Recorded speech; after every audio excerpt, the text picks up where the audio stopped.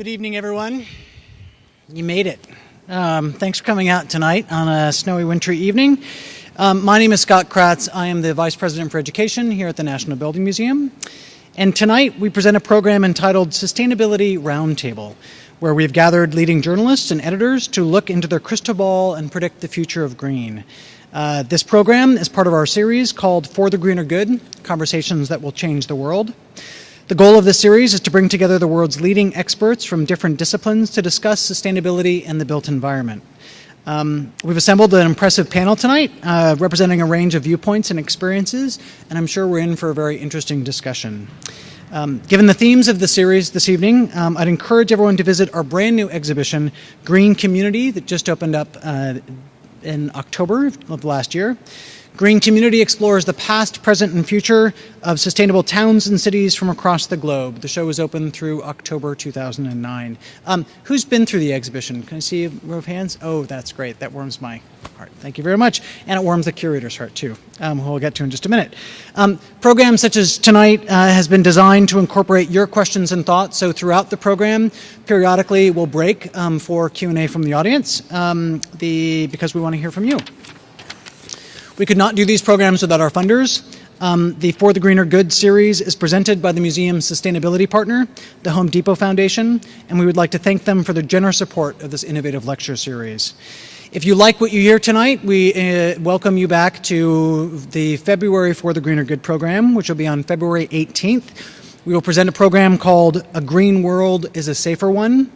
Architect Ed Mazaria will discuss climate change and his 2-year, 9 million jobs investment plan that addresses the current economic crisis by building upon his widely adopted 2030 challenge, an effective strategy for achieving dramatic reductions in energy consumption and greenhouse gas emissions. He will be joined by John Podesta, former Chief of Staff for President William Clinton and co-chair of the Barack Obama Transition Project and the Executive Director of the Center for American Progress, who will talk about the impact of sustainability on the world political climate. National Public Radio's award-winning journalist Richard Harris will moderate. We hope to see you back for that one. Before we begin, it's really helpful for the panelists up here to get an idea of who's in the audience. So by a show of hands, can I see how many architects are in the crowd? Great. How many planners in the audience? Wonderful. Landscape architects? Great. Engineers? No engineers with us tonight. Journalists? Wonderful. Students? Oh, that's great. We have so many students here. Federal or state employees? Wonderful. Welcome. We've got quite a panel for you this evening. Let me give quick introductions to everybody, and we can go ahead and get started. Robert Ivy is the editor-in-chief of Architectural Record, the world's most widely read architectural journal.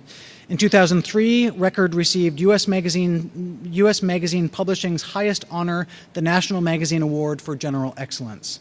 He is the author of a book on the architect Fay Jones and has contributed hundreds of other essays, editorials, and articles, as well as prefaces, chapters, and forewords to many books, including Imagining Ground Zero. He is a frequent speaker and awards jury chairman, appearing in major media, including network television. A fellow of the American Institute of Architects, he holds a master's in architecture from Tulane University. Dennis Dimmick is the executive editor at National Geographic magazine, where he has overseen the coverage and reporting of climate change, working side by side with senior writers, photographers, scientists, and research teams. He's recently presented at the Carnegie Institution of Washington, Marriott Corporation, American Society of Refrigeration, Heating, and Air Conditioning Engineers, the Yale Institute for Biospheric Studies, the Earth System Initiative at MIT, the National Science Foundation, and the Earth University in Costa Rica, just to name a few. Our moderator of this evening is our very own Susan Piedmont-Palladino, who is an architect, a curator here at the National Building Museum, and a professor of architecture at Virginia Tech's Washington Alexandria Architectural Consortium, the urban extension of Virginia Tech's College of Architecture and Urban Studies. At the National Building Museum, she is the curator of our Green Community show. She's the author of 2 books, Devil's Workshop, 25 Years of Jersey Devil Architecture, and Tools of the Imagination, the companion book to an exhibition of the same name here at the Building Museum, both published by Princeton Architectural Press. She writes frequently on American urbanism, sustainability, design build, and architectural education. One programming note, I'm sorry to announce that the Washington Post journalist, Anthony Fiola, is under the weather this evening and unable to join us. We begin tonight, though, with a real special treat. Dennis Dimmick will give an approximate 15 to 20 minute presentation showcasing the effects of climate change on the human and natural world. At his conclusion, our program moderator will lead our panelists and the audience in an in-depth conversation. One last note before we begin, too. We are filming tonight, and we will be posting the film up on our website in the next, within about a week or so. And we'll be encouraging people to view that film and then ask questions, and we will then pass those questions on. So if you didn't get your question in tonight, or encourage your friends and colleagues to see the film so they can ask questions themselves. With that, please welcome Dennis Dimmick.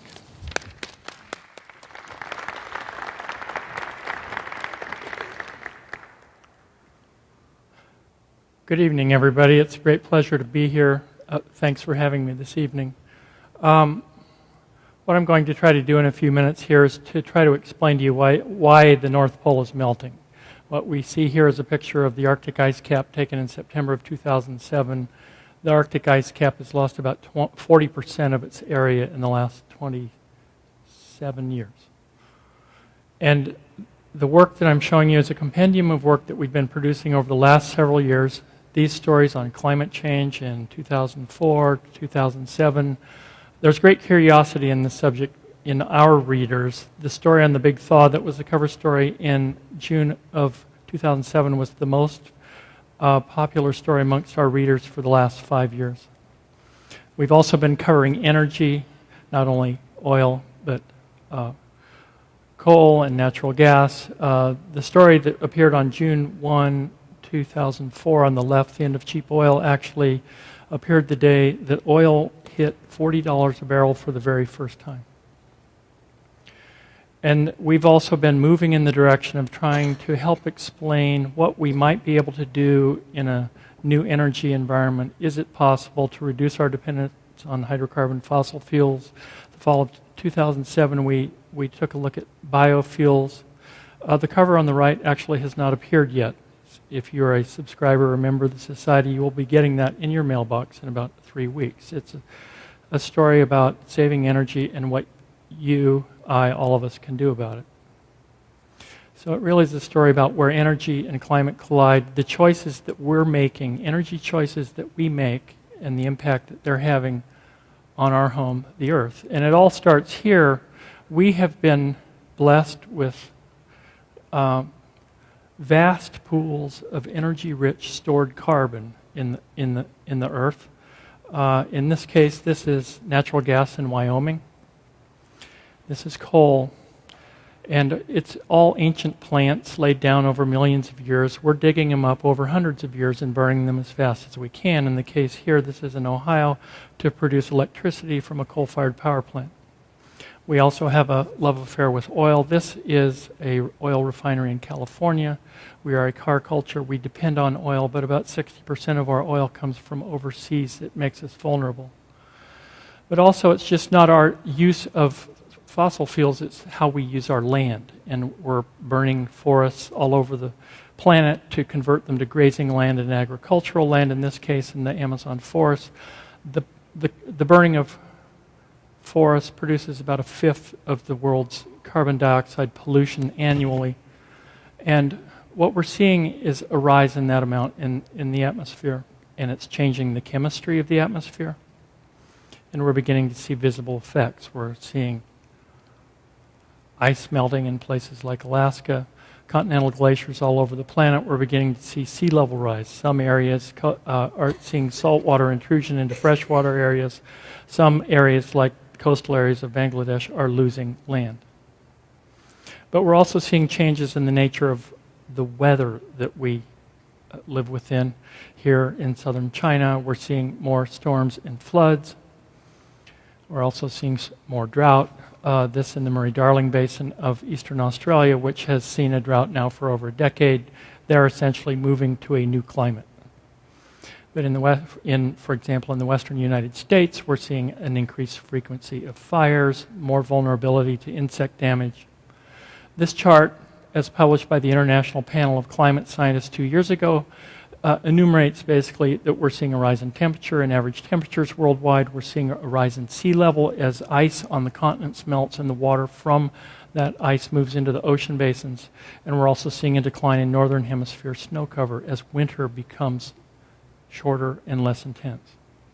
So the question that we ask, and I think these are the kinds of policy questions that we're beginning to grapple with in this country, is we know that we're seeing these changes, and the scientific community is well convinced that there's a direct relationship between our use of fossil fuels and those changes. Can we re-engineer our energy economy to depend more on things like wind, on solar, whether it's solar PV or solar thermal?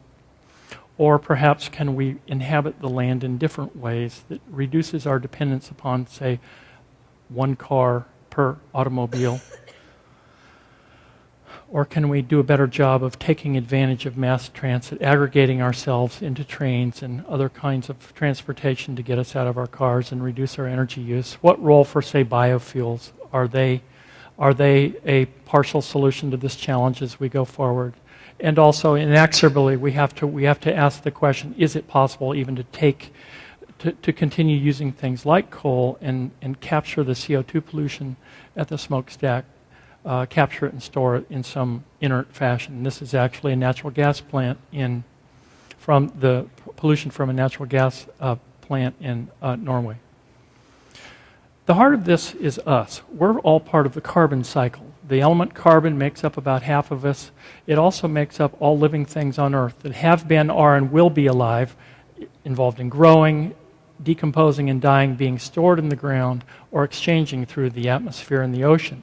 But over in the corner, that stored carbon is essentially that hydrocarbon fossil fuel, and what we have done is discovered it. It was like we opened a vault a few hundred years ago at the beginning of the Industrial Revolution, and we found it was like gold bars, and we took it out and we've been using it to power our lives ever since. We're here tonight because of it. So you have this cycle of carbon cycling through the world. Plants that are absorbing CO2, converting it into fibrous material, woody material like algae here, or forest. Carbon is being stored in the woody material of the plants. And then carbon also circulates around the world via the animals, via us. We are moving vessels of carbon. And when animals die, plants die, we die, then what happens in the natural cycle is that then we start producing carbon dioxide, methane, and putting that back into the atmosphere. That is a natural cycle that has a flux that is ongoing and is huge. But then what has happened is that even though you can have natural combustion, that's fine, but then what happens is that then we have come along and we start burning things, and the exhaust gases, the CO2 from those, go into the atmosphere, they go into the oceans. Here, for example, half of the carbon dioxide that the oceans store is taken up by plants like phytoplankton. This is off the eastern coast of New Zealand. And CO2 is stored in the soil in the form of plants, carbon-enriched soil. These are what are called carbon sinks. And they're trying to keep that carbon cycle that I showed you the graphic of in balance. But then we come along and we find these ancient, stored, hidden away fuels that we've discovered, and we burn them, whether it's natural gas or oil or coal. And it's not just the process of the burning, there's also significant environmental damage that results from our desires to get at this fuel. This is what's called a mountaintop removal coal mine in the state of West Virginia. Large areas of southern West Virginia and eastern Kentucky are being flattened so that we can get at coal and turn on our lights. And about half of the electricity in the United States, this is a coal-fired plant in Georgia, about half the electricity in the United States comes from coal. Much more in the east than in the west. So the question is, so what about CO2? What difference does it make? In the late 50s, a scientist from the Scripps Institution, Charles David Keeling, went to Mauna Loa, and he started capturing CO2 in bottles and tried to assess, is CO2 in the atmosphere rising? Because it was understood that CO2 in the atmosphere actually was the thing that made Earth livable. If you have none of it, then we all freeze. If you have too much of it, you get too hot.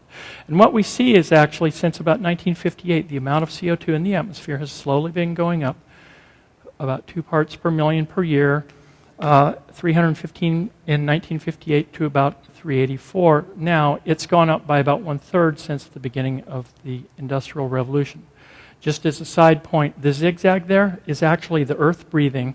The bottom of each one of those is the Northern Hemisphere summer, when deciduous trees in the Northern Hemisphere have all their leaves, they're soaking up CO2. That's why you get the down slope. And then Northern Hemisphere winter, when all the leaves are gone, that's where you get the up. So within each year, you get this zigzag.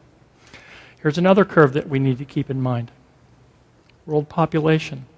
Energy use is inexorably tied to numbers of people. When I was born in 1951, there were about 2.5 billion of us. There are currently about 6.7 billion of us, and by mid-century there will be 9.4. Fully a quarter of us don't even have access to electricity today. So we have a challenge of trying to meet future energy needs without cooking the planet, but also trying to provide opportunities for people who have very little now. So you're seeing population go up, you're seeing CO2 concentrations go up. And to try to meet those demands, I was at a hearing on the Hill last year, 2 years ago. Jim Anderson from Harvard said, well, we're going to have to triple our energy supply by mid-century, and we're already depending on fossil fuels for 80% of it. And that would be the equivalent of building 1,000 coal-fired power plants a year for 40 years. That would be more than 3 a day. And China's already doing that at the rate of about 2 per week to try to create the energy to manufacture all the things that we buy from them. And already they're beginning to choke on their own success. Sulfates, particulates, mercury, you name it, nitrous oxide. And for example, it was this kind of activity they had to stop for weeks in advance of the Olympics so the athletes wouldn't choke. So what effect really from burning all this carbon? That's the real question for all of us. Well, the atmosphere is actually a blanket. The CO2, the white dots essentially, if we didn't have CO2 in the atmosphere, we'd freeze. But too much of it, what's happening, we keep adding it from the burning of the fossil fuels, and we're thickening that blanket. And what it's doing is it's actually, after the visible light comes in, it bounces off the Earth and then it's trapped in the atmosphere. And what's happening is, ever so slightly, more heat is being trapped near the Earth. If you look at this map that was prepared for us for October 2007 by NASA Goddard Institute, if you look at the top, up by the, I don't think my pointer works well, but if you look at the very top, the red is actual measured increases in temperature of more than 7 degrees Fahrenheit. The orange, which you see over vast areas of North America, western the United States, that's actual measured increases in average temperature over the last 30 years greater than 4 degrees Fahrenheit. Antarctica is warming. A paper published as the cover story in the journal Nature just this week indicates that Antarctica for the last 50 years has been warming up. And what we're seeing is, what does that mean? We're beginning to see ice melt, like here on the Larsen B ice shelf in March 2002. The key thing to remember here is that places like Antarctica and Greenland, where the ice is on the land, when that melts, it goes into the basins and causes sea level to rise. But we see it in other places in the Alps. 150 years ago, the glacier was at the bathtub line. In Iceland, these were taken in 2006. At the top was in March of 2006. At the bottom, October, same camera position. That glacier lost about 200 feet. At Chacaltaya in Bolivia, at elevation 17,500 feet, used to be the world's highest elevation ski area. In 11 years, the glacier disappeared. The Arctic ice cap, one of the most visible harbingers of change on the planet. So this is 1979, when the first NASA satellites took pictures of the Arctic ice cap at the end of summer. That's when the ice melts to its minimum each year. This is what it first looked like when they first took a satellite picture. 26 years later, a fifth of it had disappeared by September 26 years later. But so a fifth of it gone in 26 years, and yet in just 2 more years, another 20% disappeared because there's more heat moving to the Arctic. There's an energy imbalance on the planet. And one thing that's happening is, the question is, would you go outside on a hot summer day wearing a black t-shirt? That's essentially what the Arctic is being asked to do now, as the white heat-reflecting ice melts and the dark heat-absorbing water soaks up heat from the sun. And so what happens is the white ice breaks and you get the dark water, it absorbs more heat and it actually increases the rate of the ice loss. And it has implications for the animal communities, like the ring seal, who needs the ice to hide from the hunter, who needs the ice to rest while he hunts the hunted. And so as the ice disintegrates, it's changing the ecology of the north. Another area little reported on is the melting of permafrost. Large areas across Russia, Scandinavia, and the Canadian North and Alaska. Large areas of frozen ground, organic rich material that's starting to thaw and starting to produce CO2 and methane.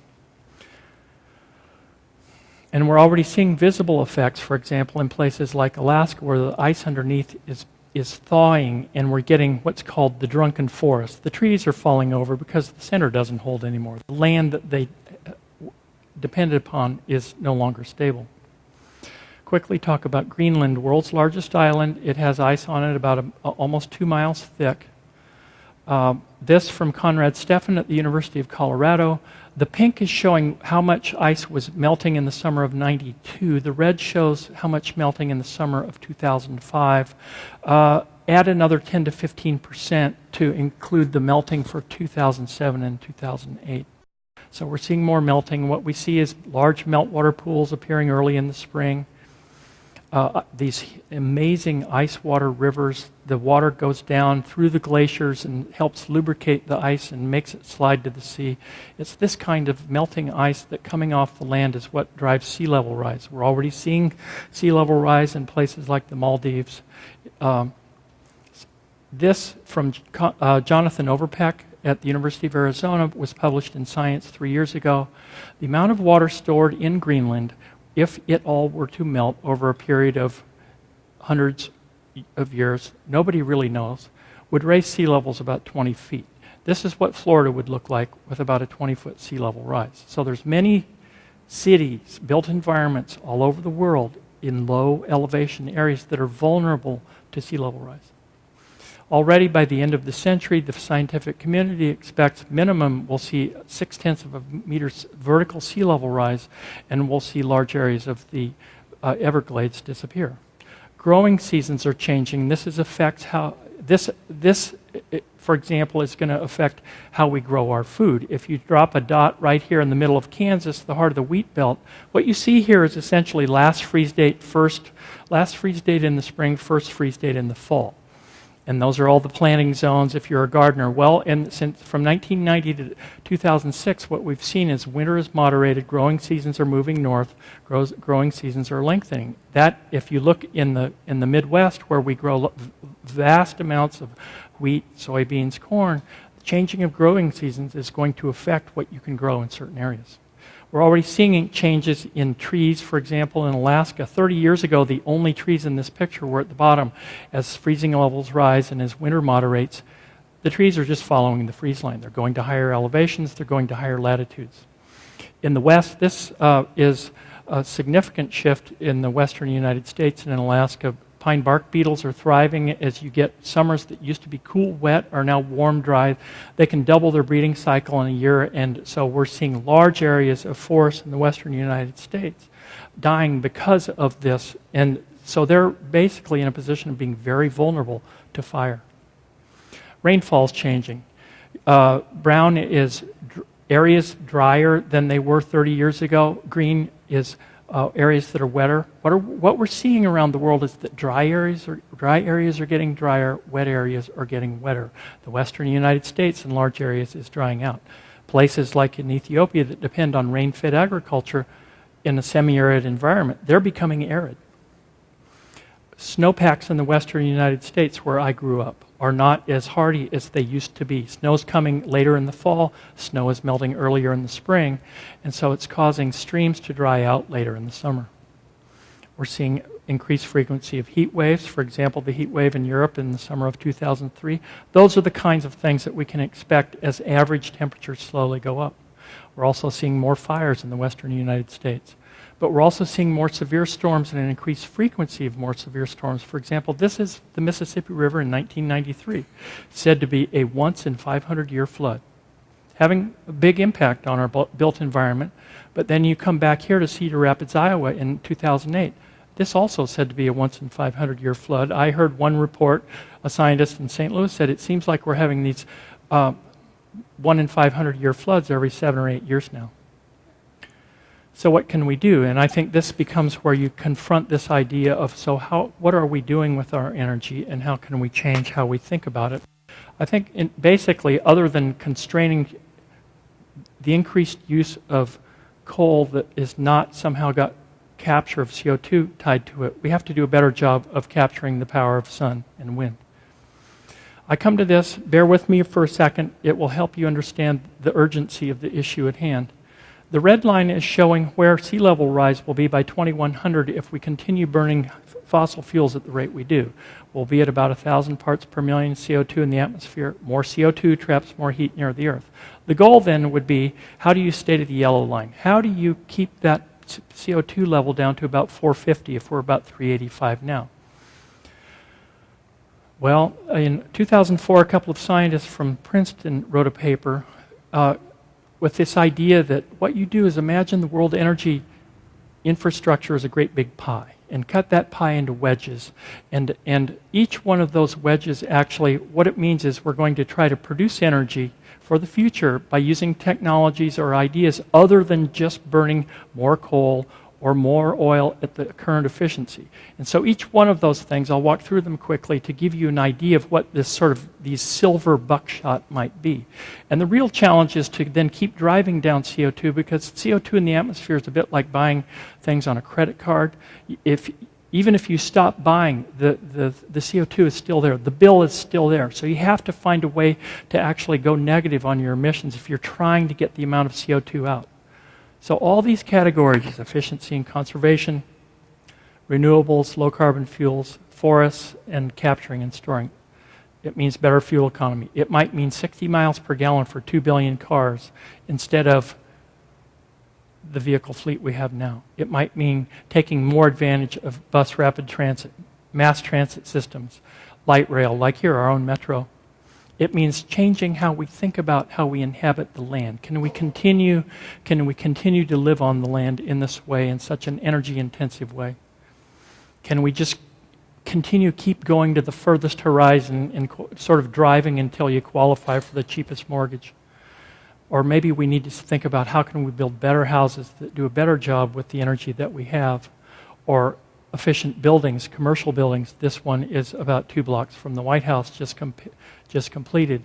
Or changing the way people think about how they might use energy, or changing the rules and incentives for society in, for example, power companies able to make money by doing things other than just selling more power. This is the power company in Austin, Texas, and they've changed the rules, the tax credits in Texas, so that the power company can make money by selling energy-efficient appliances to end users across their system, and they've eliminated, at least near-term, the need to build more power plants.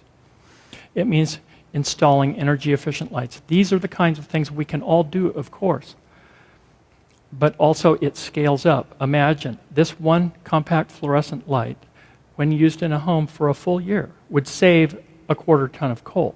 Imagine every house in the United States, all of a sudden you're reducing the amount of CO2 that the country's putting into the atmosphere. It may mean alternative fuels like biodiesel from algae or from cellulosic sources. Much work remains. It means radically building out your wind infrastructure, more solar thermal, all of these things to continue to try to provide the energy that we so want and need to continue our lives, but in a way that doesn't keep warming us up. It may require that we continue nuclear. For already 20% of the power in this country comes from this. Once you get the idea that the heating of the planet is going to change life for all of us on the Earth, you come to the realization that you just can't arbitrarily take anything off the table. And one of the key things is that you have to stop cutting down your forests, because they do serve as a great big sponge. And when we cut them down, they're the thing that helps keep our carbon our carbon in the atmosphere in balance. And as we cut it down, we add CO2 to the atmosphere, and we also reduce the ability of the Earth to absorb the CO2. And it also means storing CO2 pollution, as I've discussed earlier. So it becomes a range of choices. It's not just one. It's a whole suite of choices that we as societies and individuals need to make. So if you come back and you look at the red line, and you're going, okay, how do we get from the red line to the yellow line? Can we do it? It becomes a whole suite of choices. And if it's not one thing, maybe it's 2 times one thing or 3 times one thing. It becomes like going to a deli. You can choose, we can make decisions, but it's also what choices our leaders are going to make and what sort of rules and incentives they put into place. And it means we have to keep driving it down. And finally, to just look at it in a different way. So if you take efficient vehicles and you take rapid transit and you take efficient appliances and lighting and you take wind and solar and biofuels and saving forests and you store carbon, can you get to 450? Even now, 450 is seen as being too high because we're already seeing effects on the ground. Maybe some will say 350, but we're already at 385. How are we going to go backwards? That's a key question for all of us. So we do possess the know-how. We have the technology to solve the problem, the climate problem for the next half century. Do we have the will? Can we take what we know and put it to action? Because we do know this, that the future comes more rapidly than we all think. It will be here, yes, tomorrow, and the choices that we make in how we select energy, what we do in terms of building infrastructure, all of the things about buildings, those are legacy decisions because all these choices that we make today are the kinds of things that our children will inherit. And the choice is really ours, and it really begins at home. The idea that we start at home is really the first best place for this. Thank you. Okay. Thank you, Dennis. That was quite impressive. And as usual, National Geographic finds a way to make the most complex issues so visually compelling that we have to look at them. The image of the compact fluorescent light bulb held up with the mountain of coal behind the worker was an amazing way to visualize that. I want to ask you to elaborate on a couple of things in the presentation. One in particular, in some of the things we can do to change this. You had the phrase efficiency and conservation. And I wonder if you want to talk a little bit more about the difference between those two and what are the different responsibilities for each of them. Yeah, I think that's actually when we talk about energy conservation gets conflated with efficiency, and they're related, but they're quite different. Imagine if efficiency would be the idea of installing the compact fluorescent. It would be the idea of buying the vehicle if you need the vehicle that has the high mileage, is the hybrid vehicle. Conservation would be choosing to leave the car in the garage 4 days a week and riding the bus. Conservation would mean keeping the lights off unless you needed them. And they're related, but they're different. And I think that the efficiency question is one that we really have not explored deeply in this country, that the discussion for years has heavily been invested in alternative energy. What's the new next great silver bullet energy solution? And in fact, a lot of it may be sitting right in front of us in just how we go about getting more work out of the energy that we have available.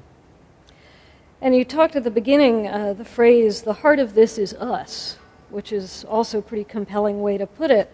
Because you're showing the impact that human settlement and all of our technology and all of our work has on a planet that maybe is perfectly happy without us.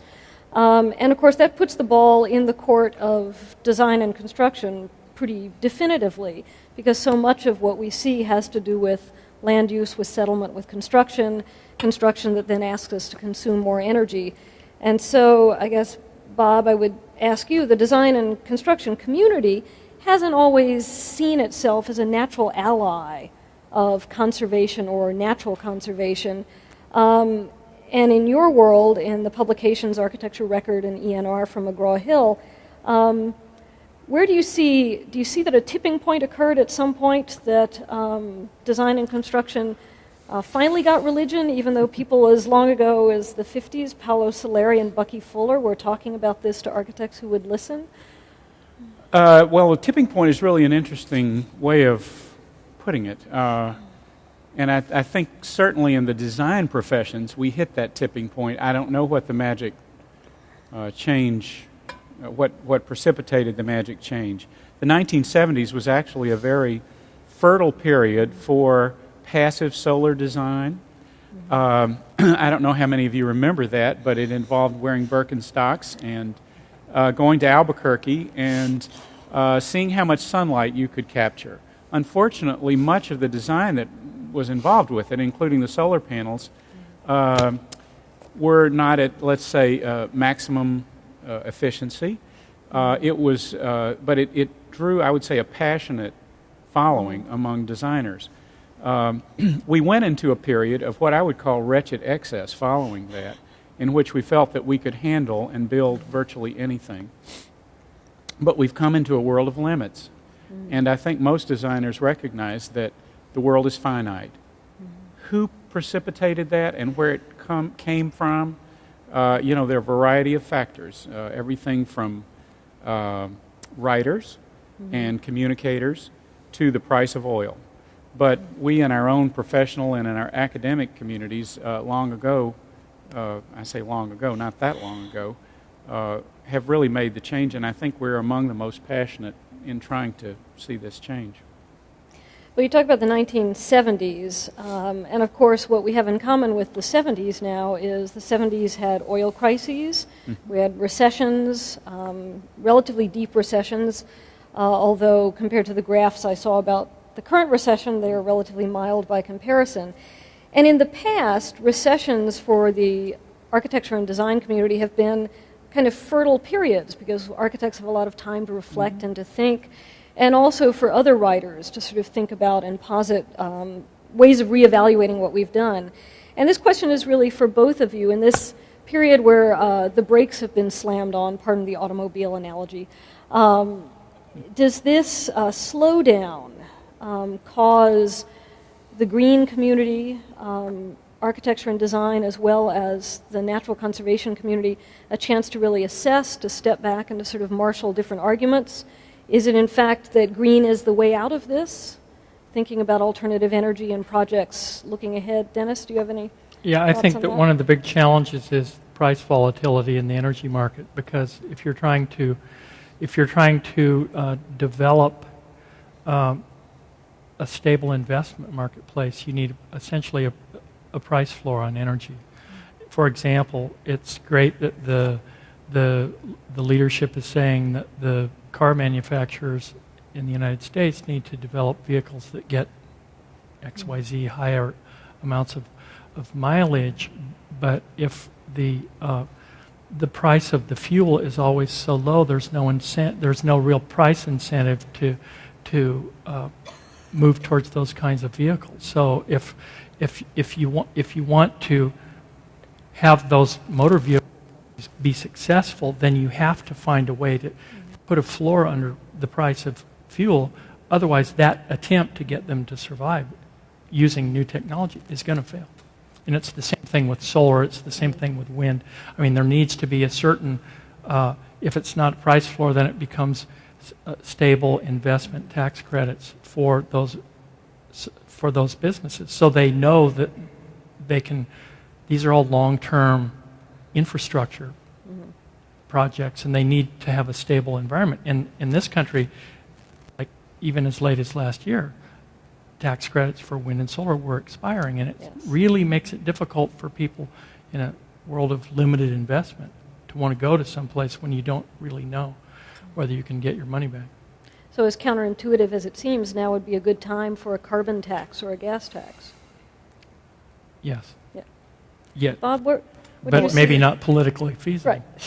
Actually, I think that there's probably a greater need for architecture and design skill, and I think there's the opportunity for those in these professions to be engaged in a way that perhaps that is heightened or even more important, because there are some very simple things that people can do that when they are working with professionals that do not necessarily cost more, but that can reap great rewards.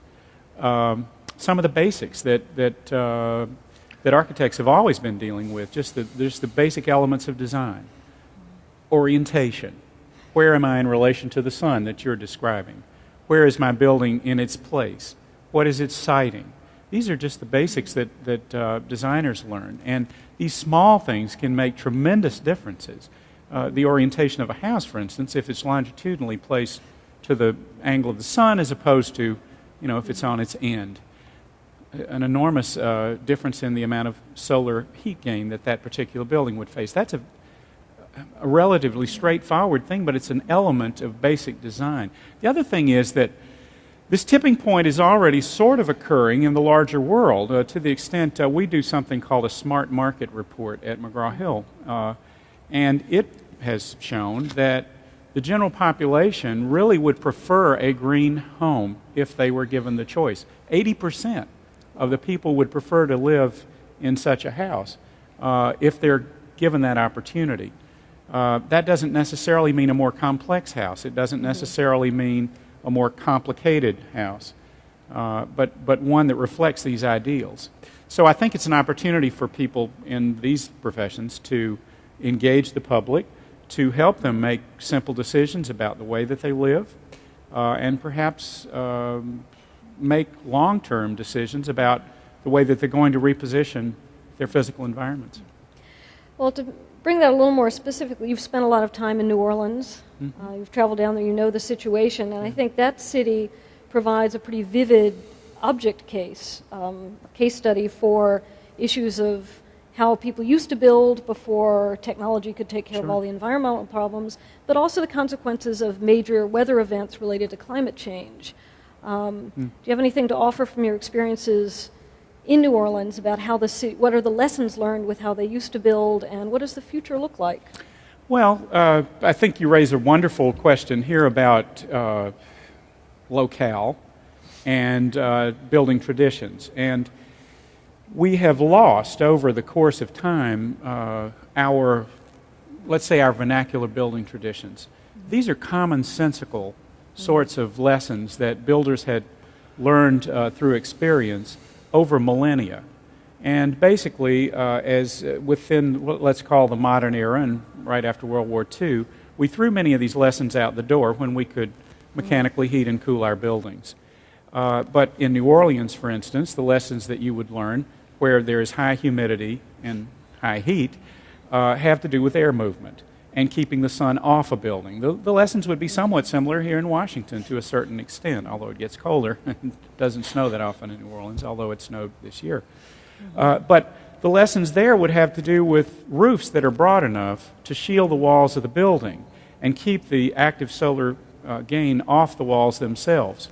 A place where that is subject to violent water, onslaughts and downpours. And the lesson there is to keep the water off of the building itself so that the building doesn't rot. These are basic lessons with high ceilings that convection allows the heat to escape, creates air movement, and cools the body. These are just the most basic sorts of questions that regional builders learned, and they're true all over the world. The lessons that were embodied in the physical fabric of the buildings reflect wisdom, if you will. It's a sort of language and knowledge. And I think we were very quick to abandon that with the mechanical era, if you will, post-World War II. And in some cases, we need to go back and examine what makes sense from those periods of time for us today. We can't replicate everything they did, but we can certainly learn a lot from them. And then the question of the city today and what lessons there are about, we've seen a group of evacuees from major climatic events. We've seen a major climatic event in southwestern France in the past week. Certainly New Orleans has been hit with an onslaught of these weather-related events, forcing people to abandon previous settlements that extend beyond the 100-year mark. In the case of New Orleans, a city that was founded in the early 18th century. New Orleans is still intact. The city as a place still exists, and yet 200,000 people are gone from a place that had 450,000 people at one point. There are complex questions to be sorted through there. I'll be there this weekend talking to people about those very things. But what I do know is that much of what remains is of value. And then there is a social fabric that has been rent. And we're going to look at the physical fabric of what remains and try to discuss in the question of preservation what is worth keeping from the past, what can we learn from it, and what lessons should we carry forward in other places about retaining and valuing what has gone before. So we've kind of abandoned some of the good ideas of the past with the presence of cheap electricity and air conditioning. Absolutely. And unfortunately, we abandoned a lot of other ideas too. We began to make buildings that, because we could, out of metal and concrete, and not that they're bad materials, but we launched on a building boom after World War II that populated the country. We had to do it. We had to fill up this place with new structures, and in many cases we built with untested materials. We built with materials that literally corroded when they were put together. We really hadn't tested them adequately.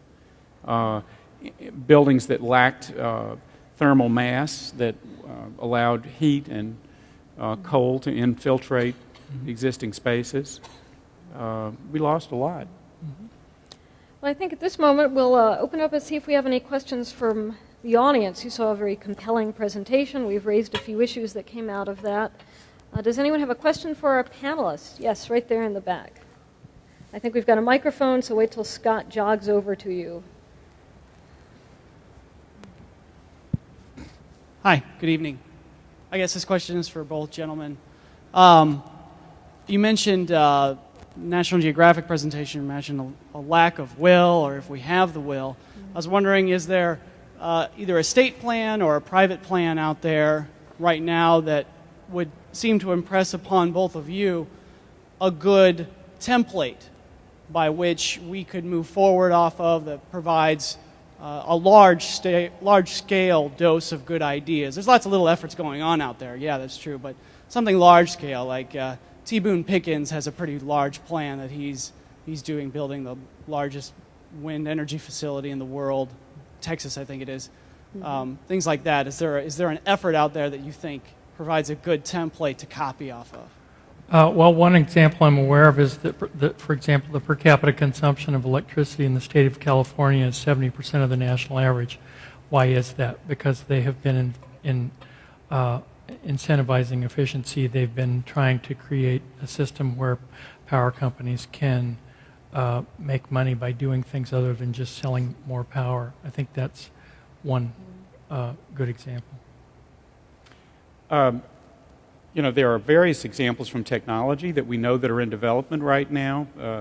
Lighting, it's not just compact fluorescence, but LEDs are actually 5 to 7 times more efficient than incandescent lights. And there's development work in LEDs, there's development work in glazing systems, a single pane of glass when compared to dichroic and electromagnetic films that can be applied to glass, enhance its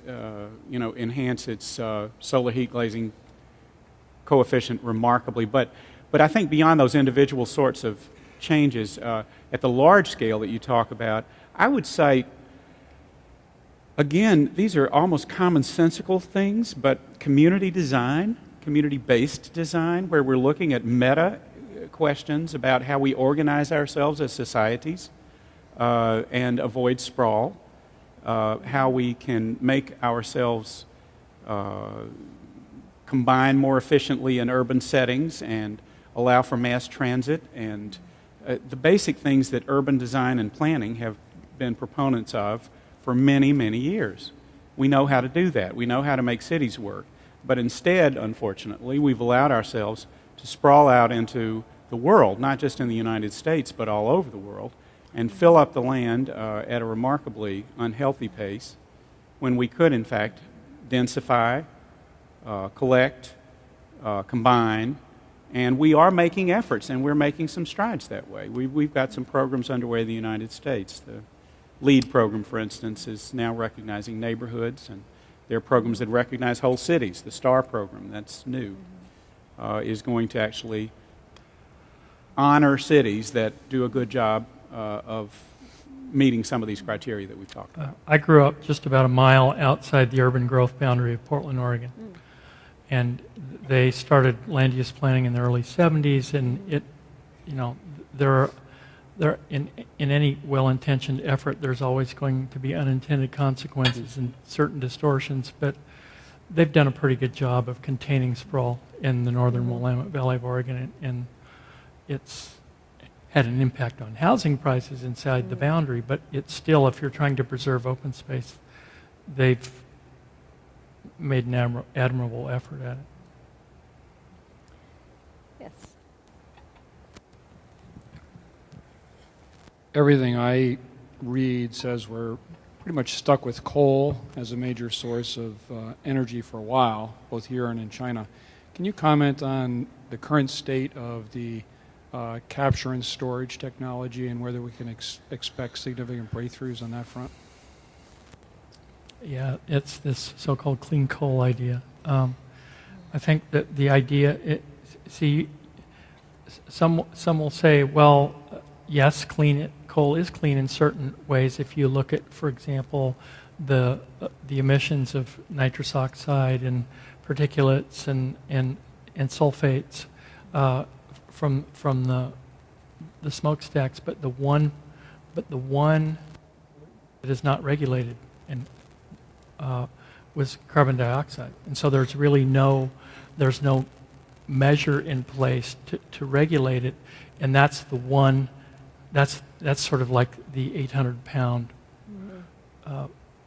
elephant in the room, and the real question is then can you either capture it at the smokestack and then essentially try to extract it and then store it underground either in saltwater solution, or can you come up with better coal generating technology? There's one called integrated gasification combined cycle, which actually vaporizes the coal itself in advance of combustion. It actually allows you to separate all 100% of the CO2 before you burn it. So you have the opportunity to capture all of it.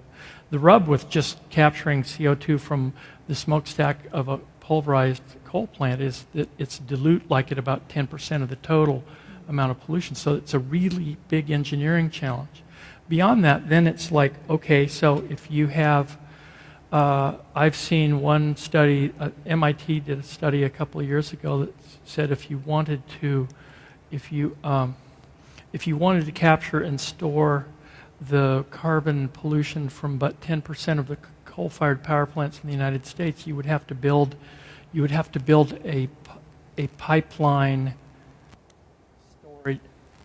system that was as big as the world's existing petroleum drilling and distribution system. So it's a huge challenge. And if you could do it, or if you could find a way, there's still an energy penalty on the energy coming off the coal, anywhere from 30 to 50%. So there's a big gap between the idea that we have clean coal and where we are now. And speaking of coal, not following exactly what you're talking about, but just the presence of coal and its effect on the environment. I'm looking at an editorial that we ran in Green Source magazine, which is our magazine of environmental design. With existing technology, I'm going to read a sentence.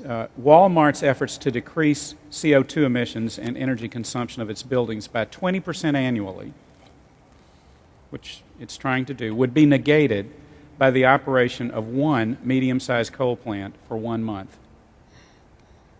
So the scale of effort compared to what we're actually doing is immense, and some of the answers may lie in technology, and some may lie in legislation. We currently don't have caps on carbon as they do in other parts of the world, and there may be, at some point in our future, that may offer some opportunities for us. There's debate, obviously, about that, and in which we could trade perhaps the credits and savings that we could come up with. At least it would incentivize the unbridled burning of fossil fuels. And it seems like this question of carrots and sticks, giving incentives to preferred technologies or strategies, and then punishing in some way ones that are no longer useful either through taxes or regulation, eventually that always comes down to leadership and political leadership. And the other big change that's with us today, aside from the recession, is the change in the administration. And I think there's nobody with greater hopes pinned on his shoulders than our new President Obama. With this discussion about an enormous stimulus package, $750 billion, $1 billion here, $1 billion there, pretty soon you're talking about real money to restart the U.S. economy. What advice would either of you have, for example, maybe top 3 priorities of things that absolutely should be at the top of the list for funding? We've heard the list, we've heard the rhetoric about roads and bridges and this and that, but that comes from political speechwriters, not from the conservation movement or from design and construction. And I'll ask Bob first, really, because I think the design and construction community is salivating over this stimulus package being the way to design and build our way out of the recession. Well, I think we're all happy to see money being pumped into the design and construction industry, certainly, and there is a need for it. However, the first thing that I think that I would suggest is not to rush into this, writing the checks, because there's going to be this enormous rush for these shovel-ready projects, many of which are infrastructure, highways, roads and bridges and so forth, and there is a need for them. But there's also a need to step back slightly and really prioritize which projects will make the most difference. That would be my first suggestion, and there are a number of organizations that are already making those suggestions. I know the American Institute of Architects is talking that way, as are other groups. Don't rush to the shovel-ready solution, because there are other. Obviously, this is a very complex set of needs that we've got. The second thing that I would take time to look at is our existing building stock, which I think is perhaps overlooked. There is some money in here for school retrofit, but I would say for us to look at the stock of buildings that we already have around the country that are of value, not necessarily historic buildings, but buildings of all stripes, at the embedded energy that is in them and how they could be enhanced. Retrofit can make a tremendous difference. It isn't all windows. I mean, that just seems to be the easy sort of solution. You look at a window and think that things are escaping. But in fact, probably as much or more infiltration and heat loss goes out the sill underneath the window as the window itself. Much goes through walls, much goes through roofs. So I think a non-simplistic look at existing building stock and learning to revalue the things that are already in place could be one thing. And then the third would literally be the whole question of the urban scene. And I think my focus there would be, if you had to spend money, which we hope we will, is on public transit. We certainly need more and better. Dennis, your top 3? You get to choose how to spend? Well, I'll go backwards. I think that the revitalization of regional railroad for passenger transit would be beneficial. I think that taking a look at what it would take to make the grid smarter so that you can integrate alternative energies like wind and solar. I'd say that along with that there are large areas of this. It's not energy per se, but it is creating an environment that encourages a difference in the built environment. To take a look at all those areas in this country that don't have broadband internet and try to make that use more easily accessible for everyone, because I think it would then help us redefine how we inhabit the land that we live in, and we don't have to always live close to big cities. I think also perhaps national energy efficiency standards, starting with implementation on all federal government installations. So stay with the political theme for a minute. We all know about the car company bailouts, GM, Ford, they're all in trouble. And some people certainly say, well, good riddance to them. They should have done better before, and we know there are complex reasons why they didn't. But if one of you were in charge of this and the head of GM came to you smiling broadly and saying, I've worked our way out of this, I've got a car, 0 emissions, essentially equivalent of 150 miles to the gallon, and it'll be affordable to everyone. Is that the dream come true, or is that the nightmare from the point of view of real deep conservation and environmental issues?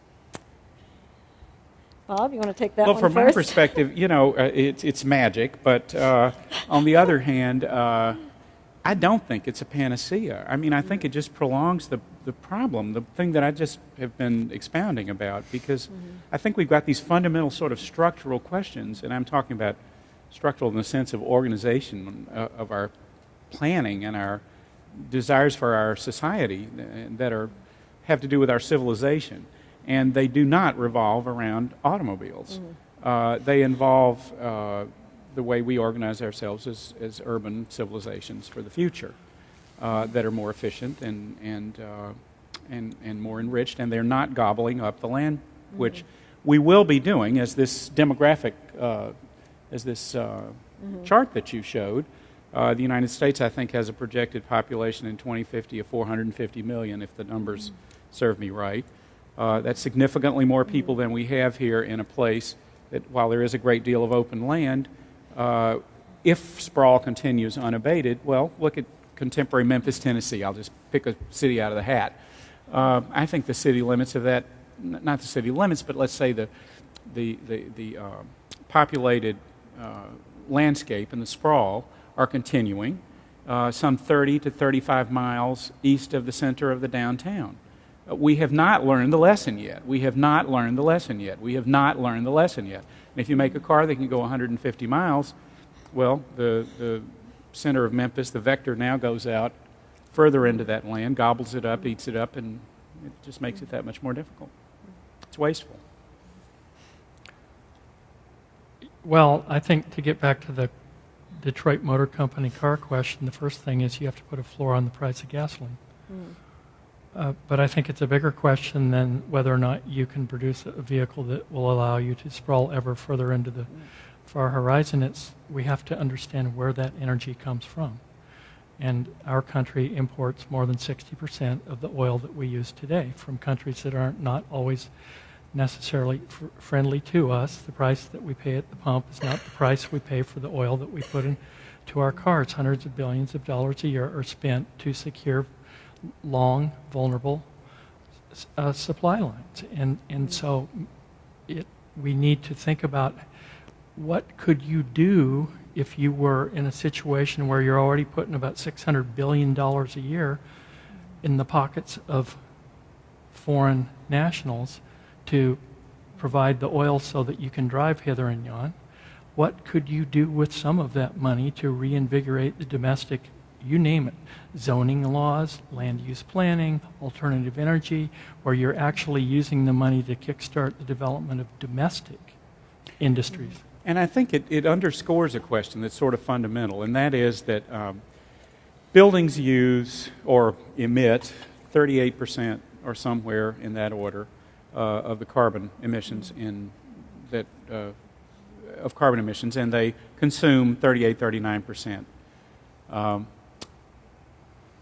The United Nations study on climate change pointed out that we need to be paying more attention to buildings, found that the difference that could be made with transit, with automobiles and other forms of transportation would be far less effective than dealing with the building stock. And for some reason, we seem reluctant to take that up as a topic. And I'm talking about as a people. This is where we can make the most difference, and yet we don't have people who are vocal, who are articulate advocates for this change. Why? I cannot say. It's easy to point to a car. I could see that image that you just described, that speedy little vehicle zipping out into the landscape. When dealing with this big hunky place, maybe a dirtier or a more difficult sounding task, when in fact I can make a much greater difference with this building that houses hundreds or thousands of people. than I can with that zippy little car. Was intrigued. I think I have the details right, but a couple of years ago, the Clinton Global Initiative started a program. It was a $40 billion loan program where money would be loaned to owners of buildings to refit the buildings, roof, windows, insulation, heating and cooling plants. And it was an interest-free loan to refurbish the buildings, and the payback would come from the difference between what you used to pay and what you would in the future pay, and that would amortize the loan. At the end of it, you have a better building and you're using less energy. Yeah, it's a very clever incentive. At this point, I'm actually tempted to turn the tables and all of us start asking questions to the audience, which would be kind of a dirty trick. But I think Bob brought up a really interesting question. Since there are an awful lot of architects in the audience and architecture students, this might be a good time to open it up to questions again. This question of why are we avoiding the questions about building efficiencies, retrofitting existing buildings, that are these not as glamorous as putting in new light rail in the city? Is this a topic that's troubling? Yes, question up front. Wait for the microphone.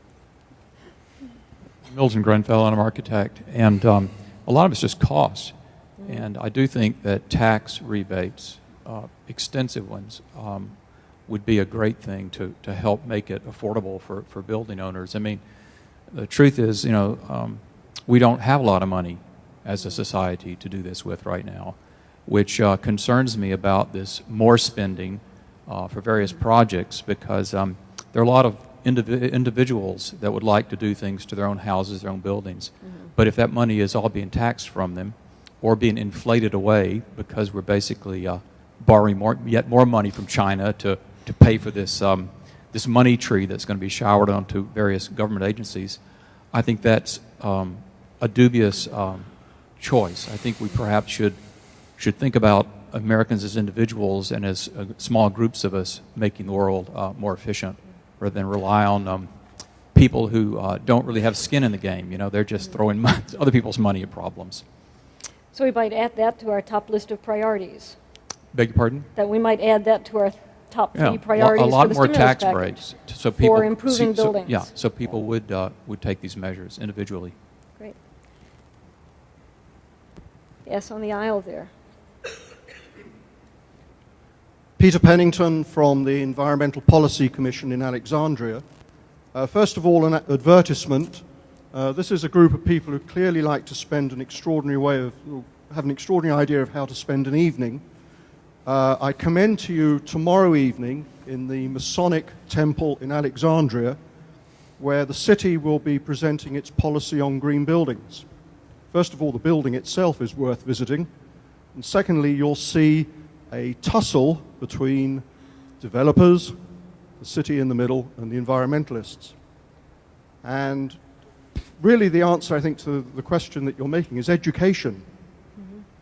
In that exercise of trying to sort out a policy, and it is a policy, Alexandria can't write building code. That's written in Richmond, which is a city which I think is still fighting some war or other. Here we have a policy where we twist the arm of the builders, the developers, and they just don't see it. And that's including the developers who were prepared to come for the last year to the stakeholders meeting and argue their case. But 96% of all the buildings in this area have already been built. And the real issue is with that existing stock. And homeowners don't know there's a problem. They certainly don't understand the presentation that was made, the great presentation earlier this evening. And they don't realize that they are losing money through the gap in the front door, etc., etc. So education has to be it. But I just raise another issue with existing stock, and this is a problem we're going to have to wrestle with. What do we do about public housing? The bottom of the pile, in a way. It's going to get left behind. Thank you. Some interesting points about education that brings up this question about communication. We're doing a little bit of preaching to the choir, I think, an audience predisposed to come out in nasty weather to listen to this discussion, either from the design community or the conservation community. Are we using the tools at our disposal to get this message across, to talk to the public? what are available to us in terms of the media? I mean, the images National Geographic puts out are really extraordinary, and once you've seen some of them, you can never get them out of your mind.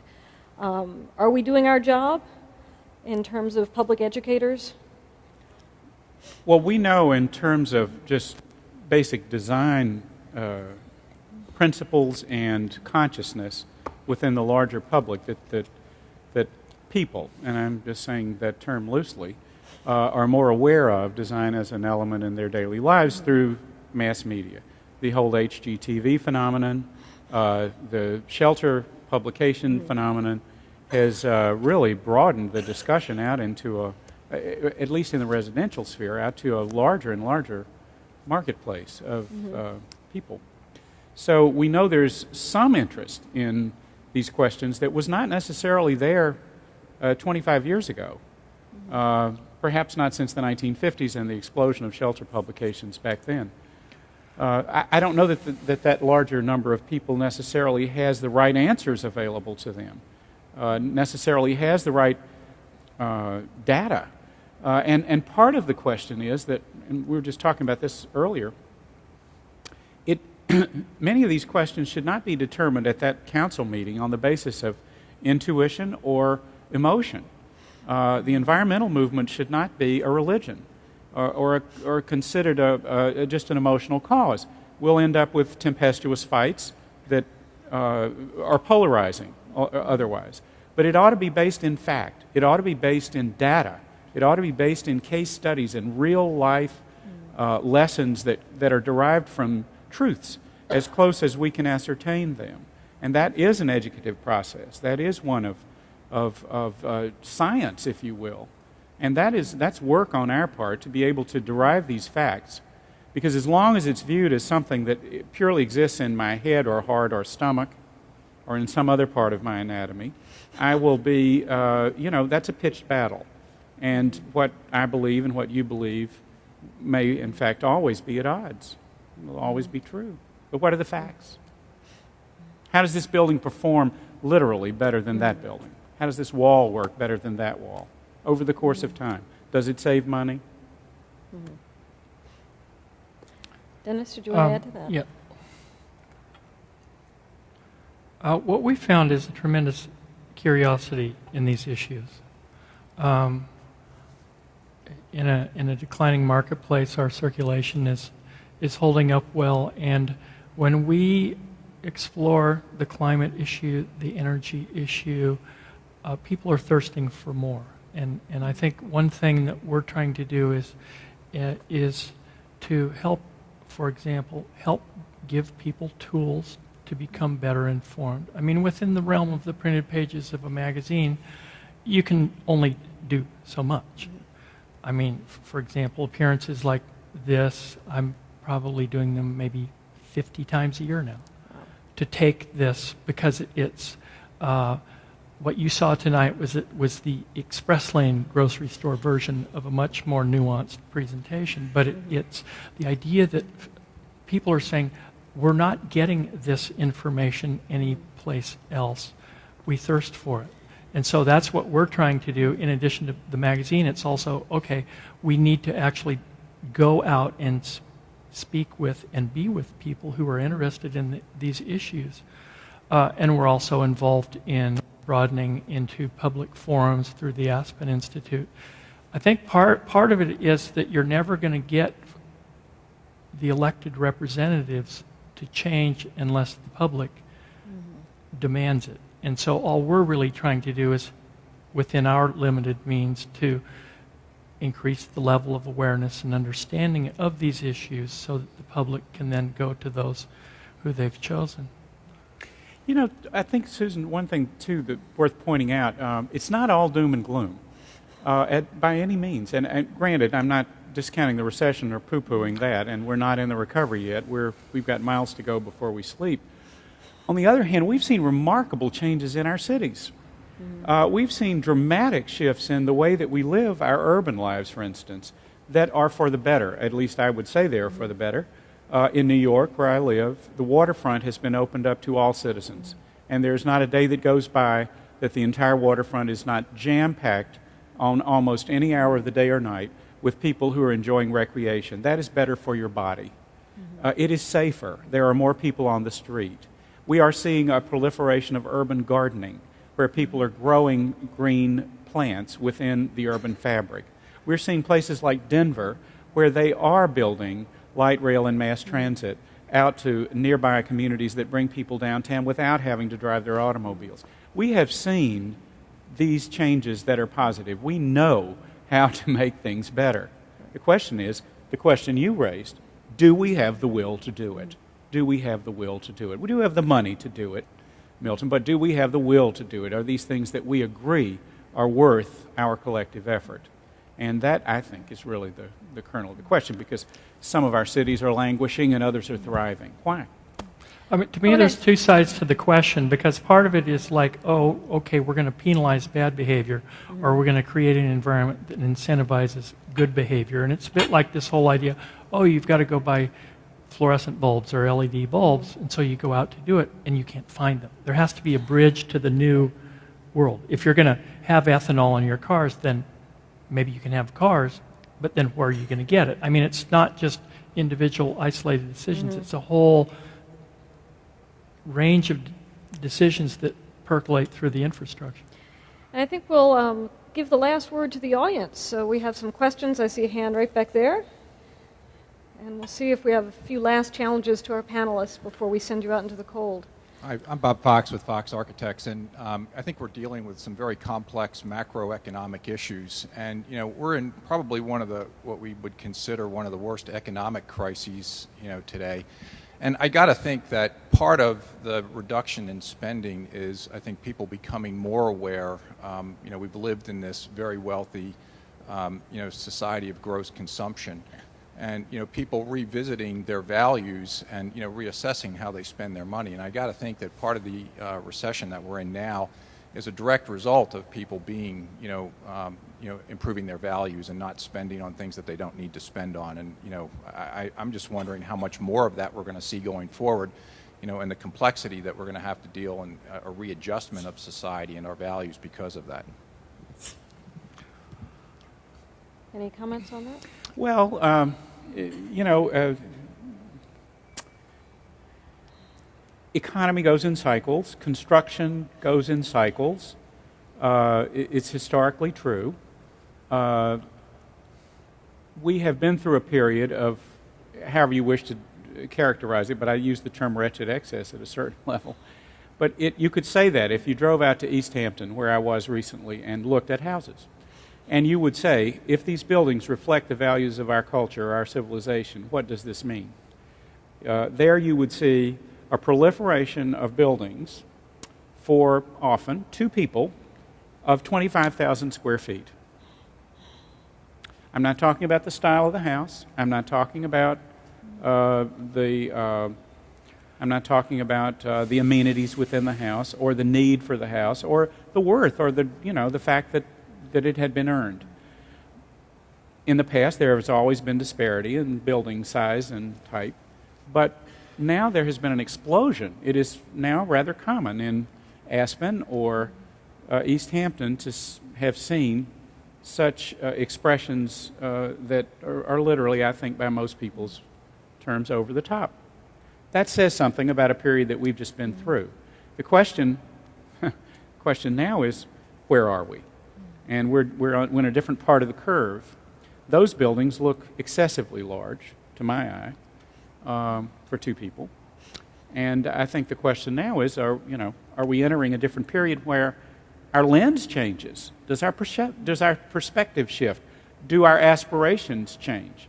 And it may be that we are more willing and more comfortable as a people to look at how to wring more out of less than more out of more. It's a rhetorical question. I think one of the most important things now is to not let near-term conditions blind us to long-term. And we, to not harp on the oil thing, but we have to keep in mind that most of the major oil discoveries in the world are behind us. And that the International Energy Agency earlier this fall reported that the availability of oil from the fields that we have in production today is going to decline by about 9% per year from here on. So even as we resume economic activity, we're going to come back up against a declining ceiling on oil availability, and that will force us to rethink how we go about moving ourselves around. And so we can ignore this and go along with the Happy Motoring Club, or we can rethink how we comport ourselves as a society, how we use space, what do we do about moving ourselves around in more energy efficient ways. Do you have any other questions? Yes, on the aisle right here.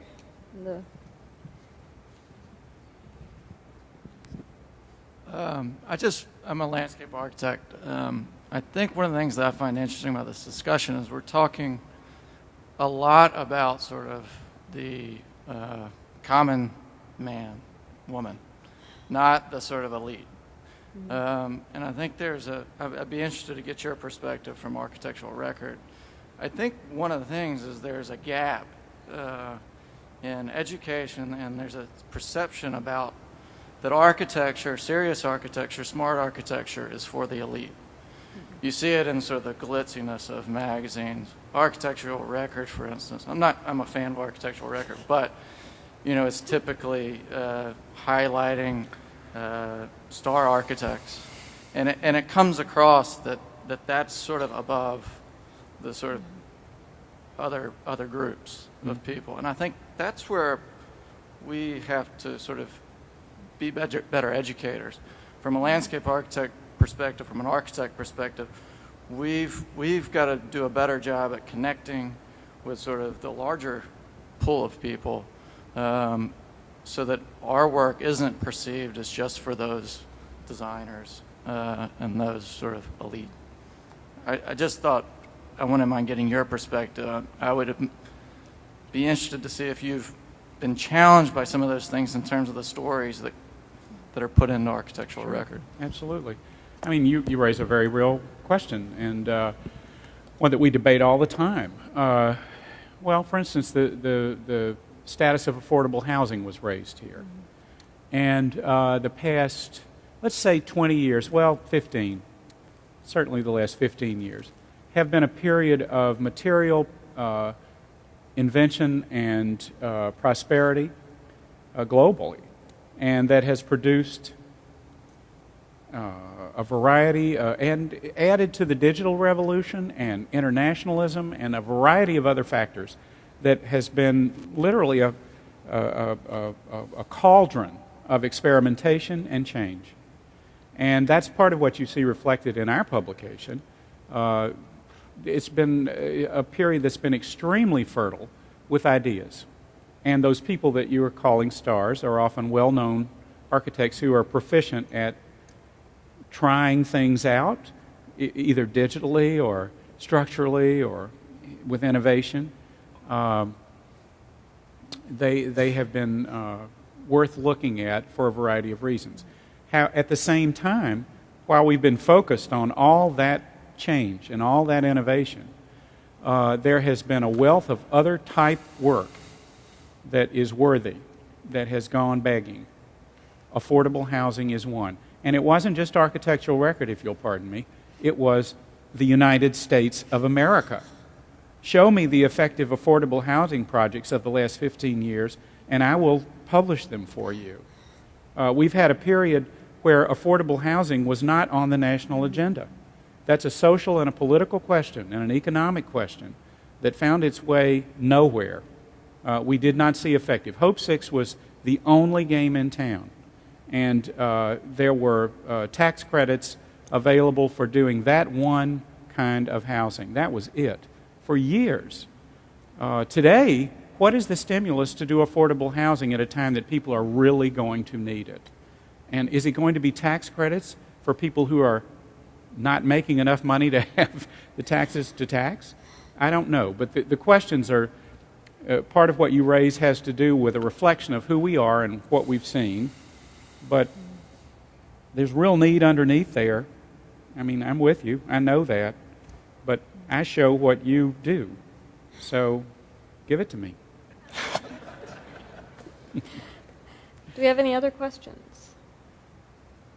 No one wants the last word? Okay, I'd like to thank our panelists, Dennis Dimmick from National Geographic and Robert Ivory from Architecture Record, and the Building Museum staff, Scott Kratz, and for all of you for coming out in this lovely evening. And look for this on the website, and you can actually email in your more thoughtful questions if you haven't formulated them yet. And we'll forward those to our panelists, and you can look for a response to some of those in the future. Thank you for coming. Thank you.